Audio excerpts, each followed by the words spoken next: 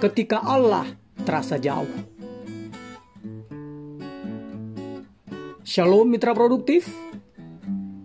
Masih bersama dengan saya, Pastor Tommy Ringo, di Tahta Daud Channel dan Podcast Produktif dalam program 50 episode kehidupan yang dikendalikan oleh tujuan yang alkitabiah. Untuk apa kita ada di dunia ini? Episode 14. Sebelum kita belajar bersama dan memulai perjalanan rohani yang mengasyikkan ini, mari kita memperkatakan dan merenungkan firman Allah yang tertulis dalam kitab Yesaya 8 ayat 17, terjemahan Today's English Version yang berkata,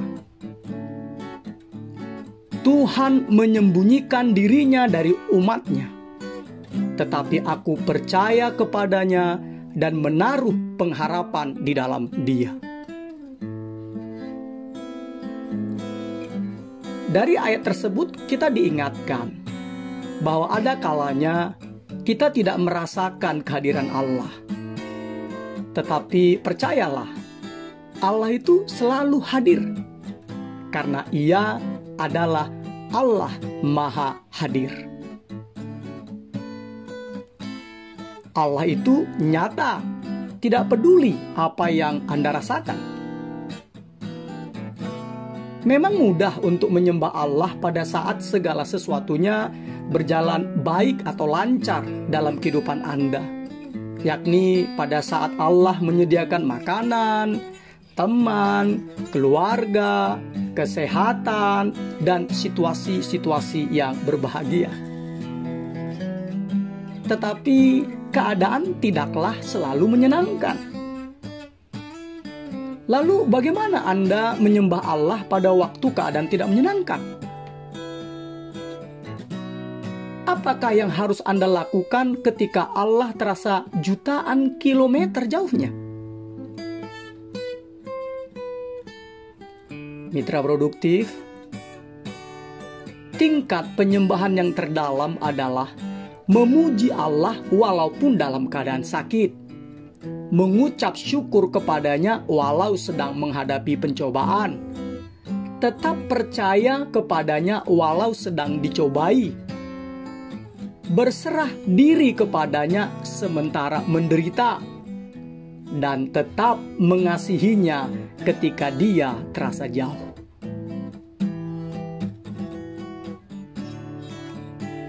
Dalam persahabatan seringkali diuji melalui perpisahan dan merasa didiamkan,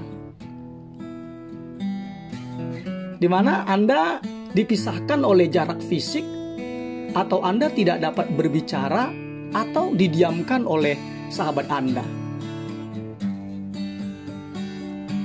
Begitu juga dalam persahabatan Anda dengan Allah. Anda tidak akan selalu merasa dekat dengannya. Philip Yancey dengan bijak mencatat, setiap hubungan apapun meliputi saat-saat dekat dan saat-saat jauh. Dan dalam hubungan dengan Allah, tidak peduli seakrab apapun, keadaan ini akan berlaku juga. Inilah saat-saat penyembahan kepada Allah menjadi sulit.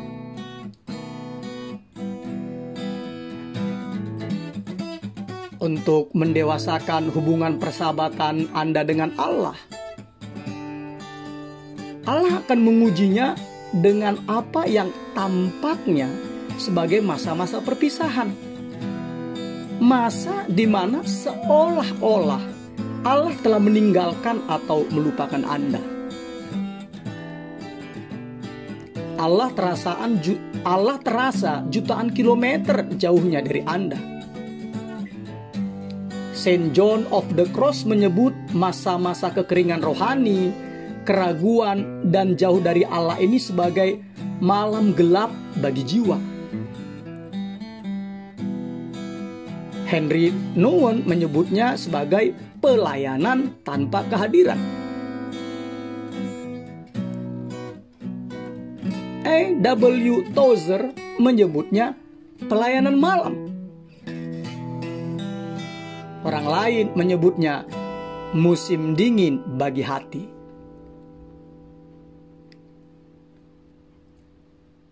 Di samping Yesus, mungkin Daud memiliki persahabatan yang paling dekat, paling akrab dengan Allah dibandingkan orang lain. Allah senang menyebut Daud sebagai seorang yang berkenan di hatiku.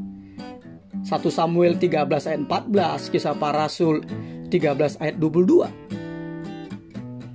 Namun demikian, Daud sering mengeluhkan tentang ketidakhadiran Allah. Contohnya dalam kitab Mazmur 10 ayat 1. Daud berkata, "Mengapa engkau berdiri jauh-jauh ya Tuhan, dan menyembunyikan dirimu pada waktu-waktu kesesakan?" Mazmur 22 ayat 2. "Allahku, Allahku, mengapa engkau meninggalkan aku? Aku berseru, tetapi engkau tetap jauh dan tidak menolong aku." Juga Mazmur 88 ayat 15. "Mengapa ya Tuhan kau buang aku? Kau sembunyikan wajahmu daripadaku."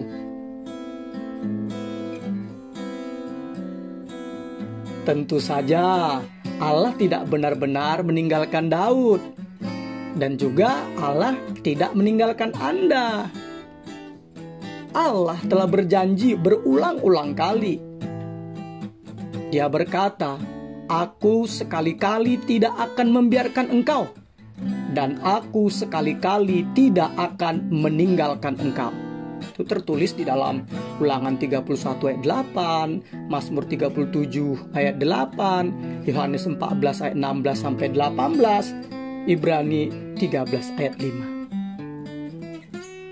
Tetapi ingat, walaupun Allah telah berjanji berulang-ulang kali berkata, "Aku sekali-kali tidak akan membiarkan engkau, dan aku sekali-kali tidak akan meninggalkan engkau."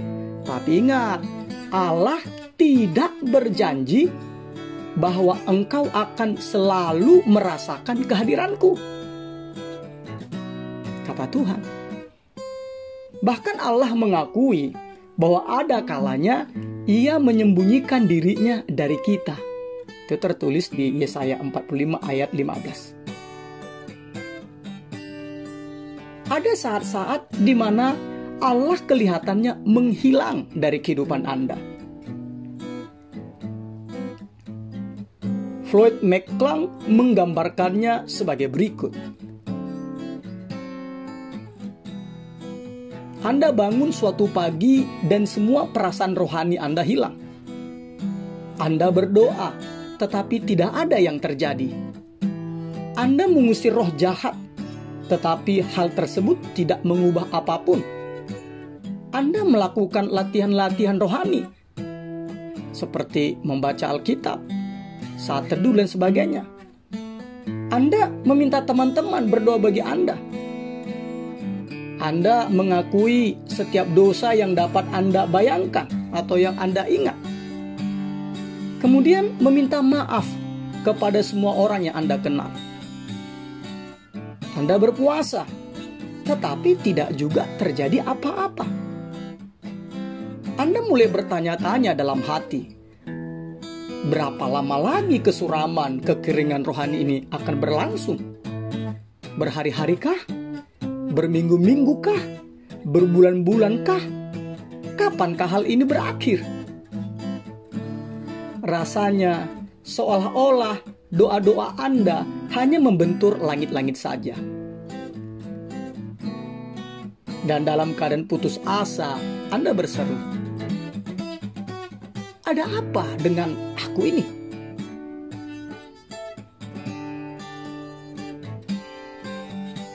Sebenarnya mitra produktif, tidak ada yang salah dengan Anda. Itu adalah bagian yang normal dari pengujian dan pendewasaan hubungan persahabatan Anda dengan Allah.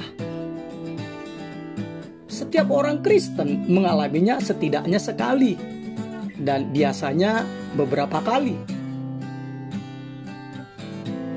Hal tersebut memang menyakitkan dan tidak nyaman rasanya, tetapi sangat penting untuk perkembangan iman Anda. Contohnya Ayub. Karena Ayub memahami hal ini, Ayub tetap mencari Allah walaupun dia tidak dapat merasakan kehadiran Allah dalam hidupnya. Ayub tetap mengikuti jejak Allah, jalan Allah, dan tetap setia mentaati perintah Allah. Ayub 23 ayat 8-12.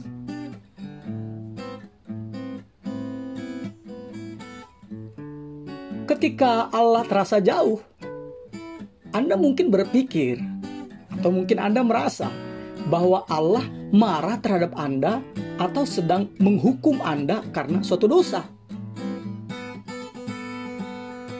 Memang benar bahwa dosa memisahkan kita dari persekutuan yang akrab dengan Allah. Karena dosa, kita mendukakan roh Allah dan memadamkan persekutuan kita dengan Allah melalui ketidaktaatan, berkonflik dengan orang lain, melupakan Allah karena kesibukan, persahabatan dengan dunia, dan dosa-dosa lainnya. Itu tertulis di dalam Yesaya 59 ayat 1-2, Mazmur 51, Efesus 4 ayat 29-30, 1 Tesalonika 5 ayat 19, 1 Korintus 8 ayat 12, Yeremia 2 ayat 32, Yakobus 4 ayat 4.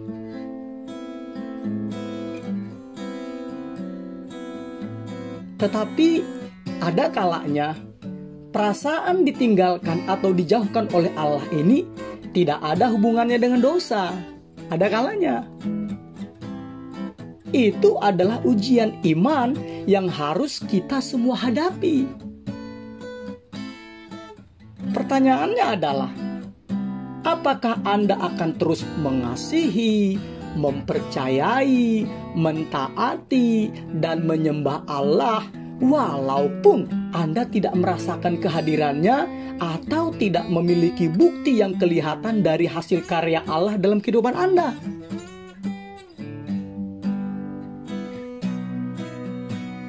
Pokok persoalan dari kesalahan yang sering dibuat oleh orang-orang Kristen dalam penyembahan sekarang ini adalah mencari suatu pengalaman, bukan mencari Allah. Garis bawahi, mencari suatu pengalaman dan bukannya mencari Allah.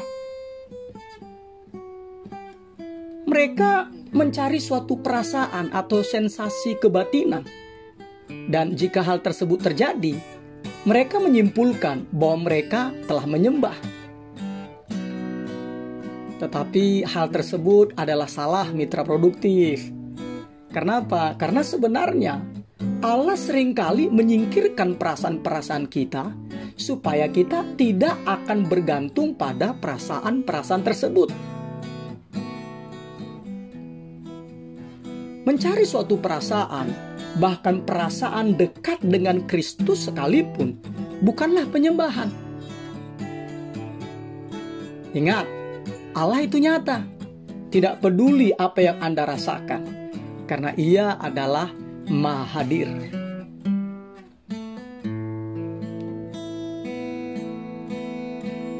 Ketika Anda masih seorang bayi rohani dalam kekristenan, betul, Allah akan memberi Anda banyak emosi yang menguatkan dan meneguhkan.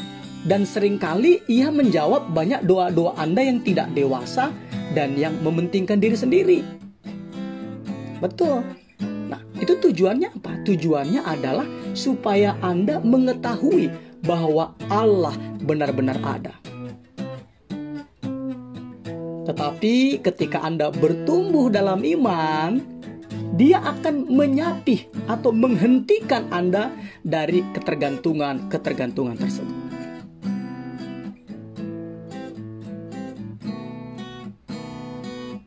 Kemahahadiran Allah dan manifestasi atau perwujudan kehadiran Allah adalah dua hal yang berbeda. Antara kemahahadiran Allah dan manifestasi perwujudan karunia Allah adalah dua hal yang berbeda. Yang pertama adalah fakta, sedangkan yang lainnya seringkali merupakan perasaan. Ingat, Allah selalu ada, bahkan ketika Anda tidak menyadarinya. Dan kehadirannya itu terlalu dahsyat untuk dapat diukur dengan emosi belaka. Memang benar bahwa Allah ingin agar Anda merasakan kehadirannya. Tetapi Allah lebih senang jika Anda mempercayainya ketimbang Anda merasakannya. Imanlah, bukan perasaan yang menyenangkan Allah. Seperti yang Yesus katakan kepada Thomas di dalam Yohanes 20 ayat 29. Berbahagialah mereka yang tidak melihat namun percaya.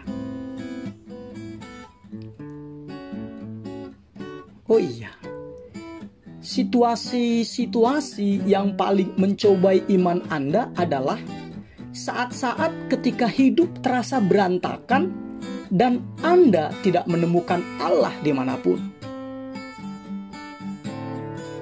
Inilah yang terjadi kepada Ayub, di mana dalam satu hari ya, Ayub kehilangan segala-galanya dalam satu hari. Pertama, harta bendanya, bisnis usahanya, di mana di dalam Alkitab dijelaskan 500 pasang lembu sapi, berarti ada 1000 ya, dan 500 keledai betina miliknya dijarah oleh orang-orang Sheba, sedangkan hamba-hamba penjaga hartanya dibantai dengan pedang. Bayangkan, jadi ada 1000 lembu sapi dan 500 keledai. Dalam satu hari itu dijarah oleh orang-orang Sheba. Hamba-hambanya dibantai dengan pedang. Nah, tak lama kemudian, hanya hampir di waktu yang bersamaan, Alkitab mencatat api menyambar dari langit dan membakar habis 7.000 ekor kambing dombanya dan hamba-hamba yang menjaga hartanya. 7.000. Api menyambar dari langit dan membakar habis 7.000 ekor kambing dombanya. Bukan itu aja. Di waktu yang hampir bersamaan, orang-orang Kasdim itu menjarah 3.000 ekor unta miliknya dan membunuh para penjaganya. Dalam satu hari. Itu belum selesai.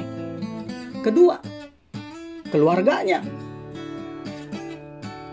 Ayub memiliki 7 anak laki-laki dan 3 anak perempuannya. Di hari yang sama, anak-anak Ayub terkena musibah angin ribut, mati tertimpa rumah. Di saat yang hampir bersamaan juga,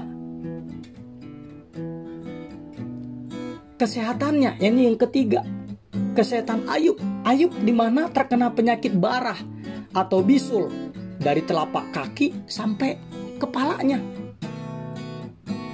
Yang keempat, istri Ayub yang tidak mendukungnya sama sekali. Hal ini amat sangat mengecilkan hati. Karena sepanjang 37 pasal kitab Ayub, Allah tidak mengatakan apapun. Allah baru menjawab Ayub di pasal 38.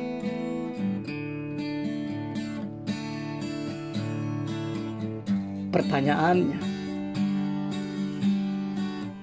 bagaimanakah Anda memuji Allah ketika Anda tidak memahami apa yang sedang terjadi dalam hidup Anda dan Allah berdiam diri saja? Bagaimana Anda tetap terhubung dengan Allah dalam suatu krisis tanpa komunikasi? Bagaimana Anda bisa tetap memandang Yesus padahal mata Anda masih penuh dengan air mata. Anda dapat melakukannya seperti apa yang dilakukan oleh Ayub, yang dia berkata di dalam kitab Ayub 1 ayat 20-21. Maka berdirilah Ayub, lalu mengoyak jubahnya dan mencukur kepalanya. Kemudian sujudlah ia dan menyembah, katanya, dengan telanjang aku keluar dari kandungan ibuku, dengan telanjang aku akan kembali ke dalamnya. Tuhan yang memberi, Tuhan yang mengambil, terpujilah nama Tuhan.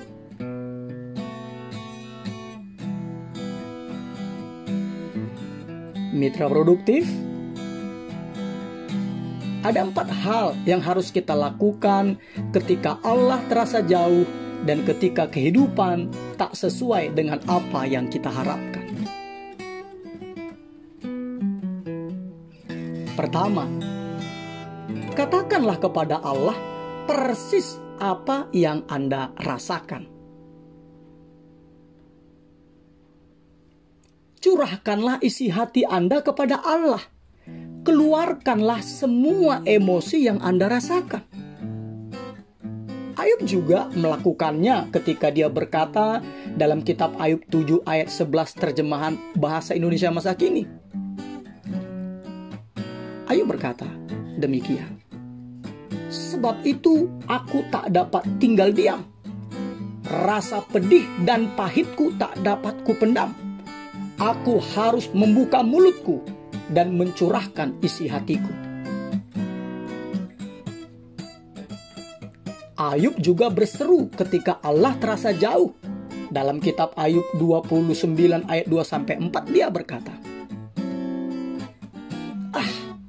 kiranya aku seperti dalam bulan-bulan yang silam, seperti pada hari-hari ketika Allah melindungi aku, ketika pelitanya bersinar di atas kepalaku, dan di bawah terangnya aku berjalan dalam gelap. Seperti ketika aku mengalami masa remajaku, ketika Allah bergaul karib dengan aku di dalam kemahku.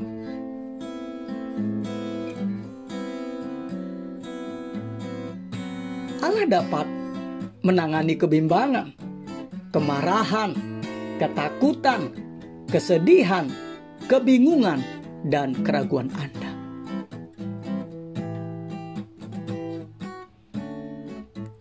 Mitra produktif, tahukah Anda bahwa mengakui keputusasaan Anda kepada Allah dapat menjadi suatu pernyataan iman? Kok bisa? Ya, mempercaya Allah walaupun merasa putus asa membuat Daud menulis dalam Mazmur 116 ayat 10 dan berkata seperti ini. Aku percaya, sekalipun aku berkata, aku sangat tertindas. Ini kedengarannya seperti suatu kontradiksi. Aku percaya, tetapi aku tertindas. Tapi sebenarnya keterbukaan dan keterus-terangan Daud ini menyingkapkan imannya yang dalam. Kok bisa? Ya, pertama, Daud percaya kepada Allah. Makanya walaupun dia sangat tertindas, dia tetap percaya kepada Allah. Yang kedua, Daud percaya bahwa Allah mendengarkan doanya. Makanya dia mengeluarkan seruannya. Dan yang ketiga, Daud percaya bahwa Allah akan membiarkannya mengatakan apapun yang dia rasakan dan tetap mengasihinya.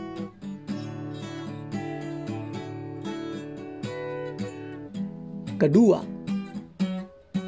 pusatkan perhatian Anda kepada siapa Allah itu sebenarnya. Ingat, sifat Allah itu tidak berubah. Alkitab berkata dalam Ibrani 13 ayat 8, Yesus Kristus tetap sama, baik kemarin maupun hari ini dan sampai selama-lamanya. Jadi, apapun situasi dan perasaan Anda, berpeganglah erat-erat kepada sifat dan karakter Allah yang tidak berubah. Ingatkan diri Anda tentang apa yang Anda ketahui sebagai kebenaran kekal tentang Allah. Bahwa Allah itu baik, Dia mengasihi Anda, Dia menyertai Anda, Dia mengetahui apa yang sedang Anda alami, Dia peduli, dan Dia memiliki rencana yang baik bagi kehidupan Anda.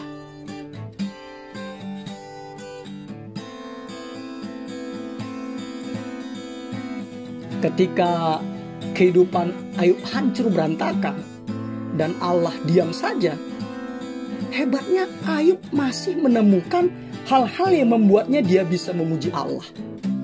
Contohnya, Ayub 10 ayat 12, Ayub berkata bahwa Allah itu baik dan penuh kasih.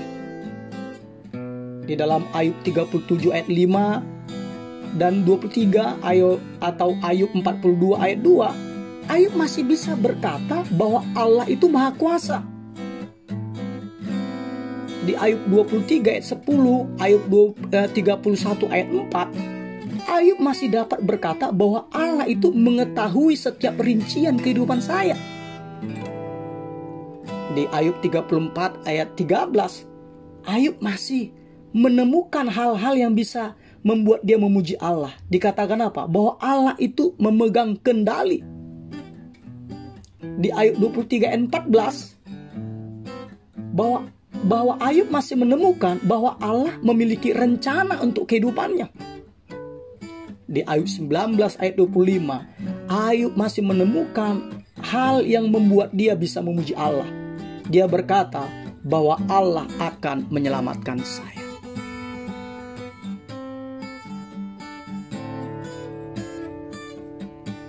Ketiga, percaya bahwa Allah menepati janji-janjinya.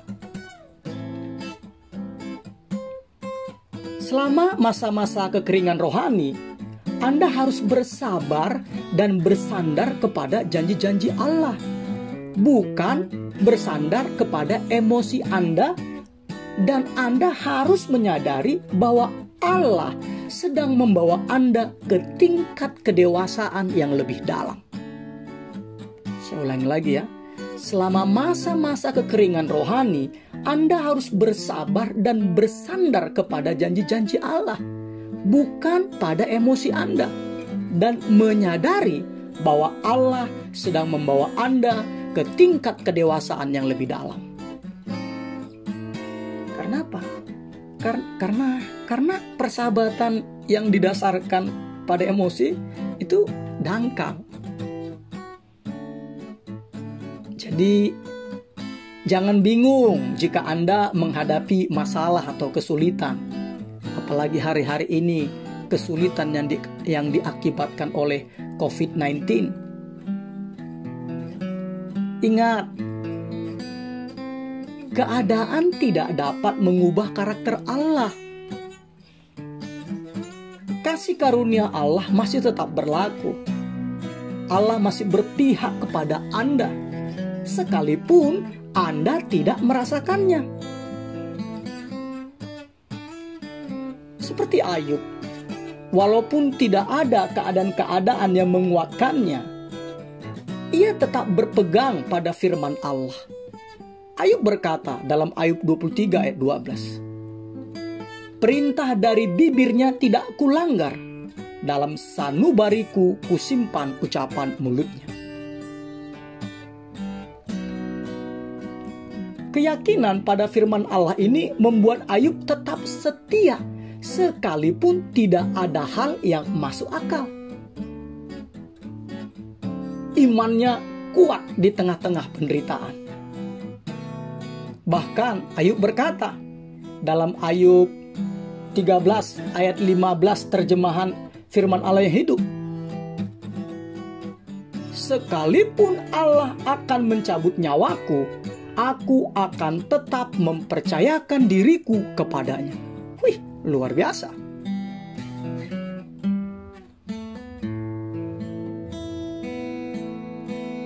Ketika Anda merasa ditinggalkan oleh Allah, tetapi Anda tetap mempercayainya tanpa peduli perasaan-perasaan Anda, sesungguhnya Anda sedang menyembah Allah dengan cara yang terdalam. Haleluya.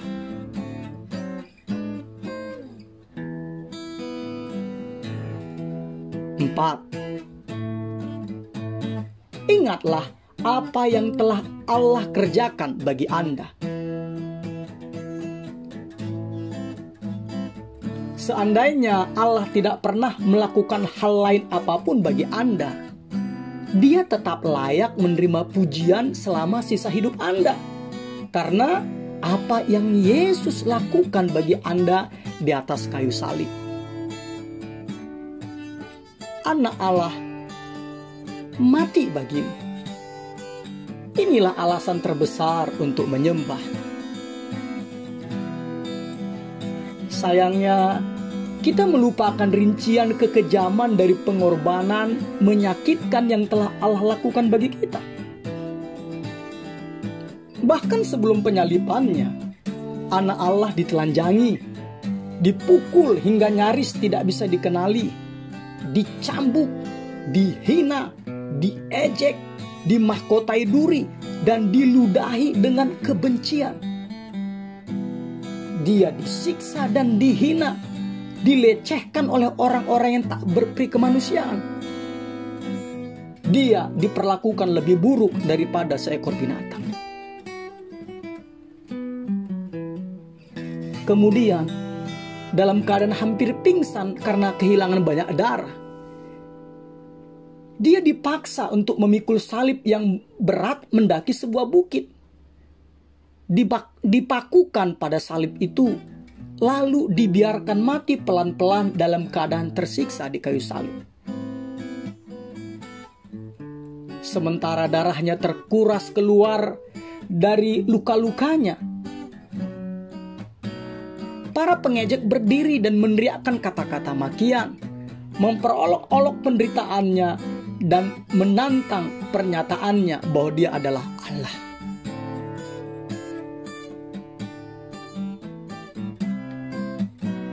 Lalu ketika Yesus mengambil alih dengan menanggung semua dosa dan kesalahan manusia ke atas dirinya sendiri, Allah memalingkan wajah dari pandangan buruk tersebut. Dan Yesus berseru dengan keras dalam penderitaan, "Allahku, Allahku, mengapa Engkau meninggalkan aku?" Sebenarnya Yesus bisa saja menyelamatkan dirinya. Tetapi jika itu terjadi, maka Ia tidak dapat menyelamatkan Anda.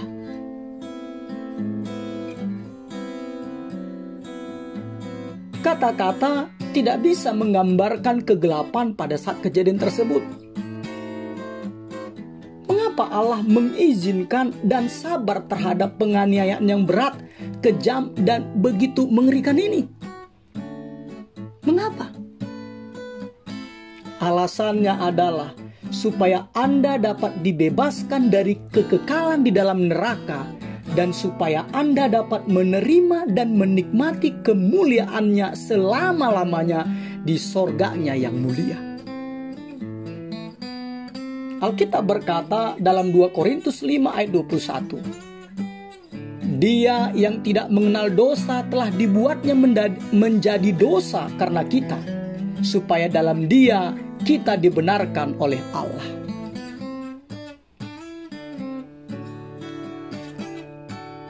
Yesus menyerahkan segalanya agar Anda dapat menerima segalanya.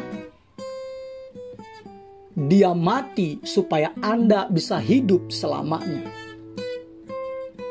Hal ini saja sudah patut dan layak bagi Dia untuk mendapatkan pujian dan ucapan syukur Anda terus-menerus. Kita seharusnya bersikap seperti Mazmur Asaf dalam kitab Mazmur 73 ayat 26 yang berkata, Sekalipun dagingku dan hatiku habis lenyap, gunung batuku dan bagianku tetaplah Allah selama-lamanya. Atau seperti kitab Habakuk 3 ayat 17-19a yang berkata, sekalipun pohon ara tidak berbunga, pohon anggur tidak berbuah, hasil pohon zaitun mengecewakan, sekalipun ladang-ladang tidak menghasilkan bahan makanan, kambing domba terhalau dari kurungan, dan tidak ada lembu sapi dalam kandang, namun aku akan bersorak-sorak di dalam Tuhan, beria-ria di dalam Allah yang menyelamatkan aku.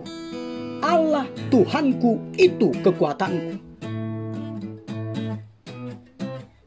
Juga seperti Paulus yang berkata dalam surat Roma 14 ayat 8. Sebab jika kita hidup untuk Tuhan.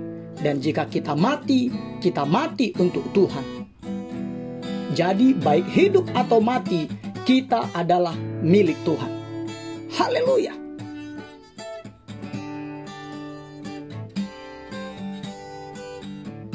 Episode 14. Berpikir dan merenungkan tujuan hidup saya. Nilai-nilai atau prinsip-prinsip yang harus kita pikirkan dan renungkan. Allah itu nyata, tidak peduli apapun yang saya rasakan. Ayat untuk diingat. Karena Allah berfirman, aku sekali-kali tidak akan membiarkan engkau, dan aku sekali-kali tidak akan meninggalkan engkau. Ibrani 13 ayat 5b.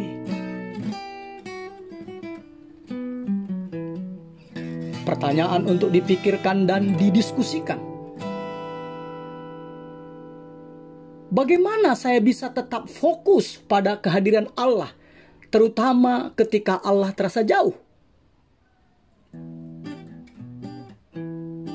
Immanuel, Allah menyertai kita mitra produktif. Haleluya. Amin.